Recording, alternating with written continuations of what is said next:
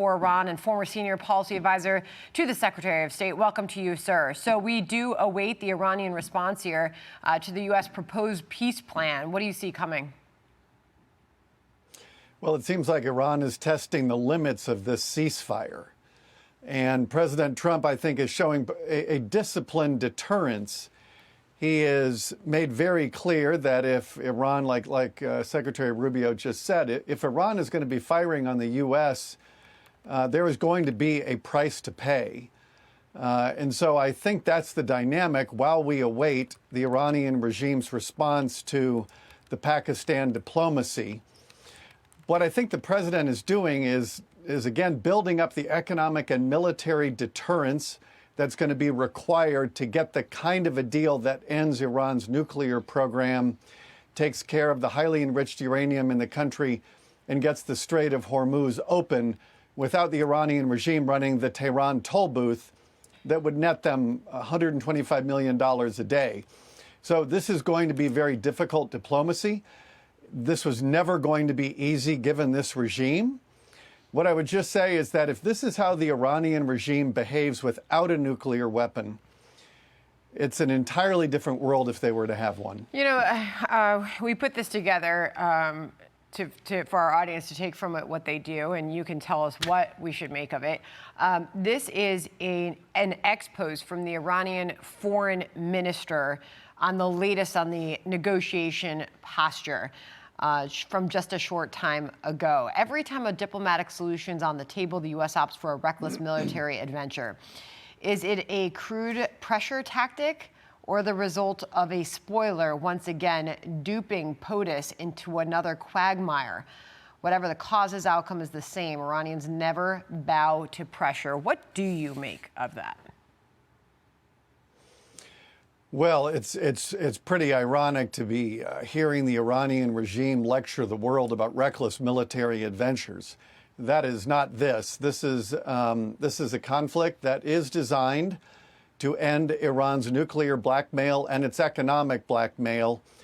And Iran, for its 47-year history, has been engaged in these military adventures, which is exporting revolution that they started in 1979.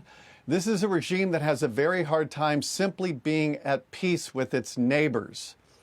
And I think if you were to poll our Gulf partners and Israel, all they would like to see is an Iran that is at peace with its neighbors and is not pursuing a nuclear weapon. But instead, for 47 years, they have been sowing terror and violence, chaos. This regime has killed over 1,000 Americans and has injured so many thousands more. And they want to get a nuclear weapon. And President Trump, I think, deserves a lot of credit for not managing the problem, as other presidents have tried to do, but is trying to end Iran's path to a nuclear weapon. Perfect. I want to end with this. This is Marco Rubio responding to questions about the U.S. strikes on Iran, describing them as self-defense. Let's listen. What you saw yesterday was U.S. destroyers moving through international waters being fired upon by the Iranians, and the U.S. responded defensively. Of course we fired back at them. They were shooting at us. That's what I would expect to do. Only stupid countries don't shoot back when you're shot at, and we're not a stupid country. Did he need to explain that? Well, President Trump is sending our Navy through international waters in a peacekeeping operation to open a choke point that was created by the Iranian regime.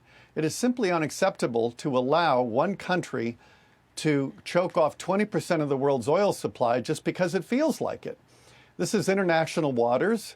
The president is protecting a principle, a bedrock principle of freedom of navigation in international waters. I wish the rest of the international community were as frustrated over Iran's behavior, but they're not. They seem to be spending most of their time criticizing the operation when they should be helping it.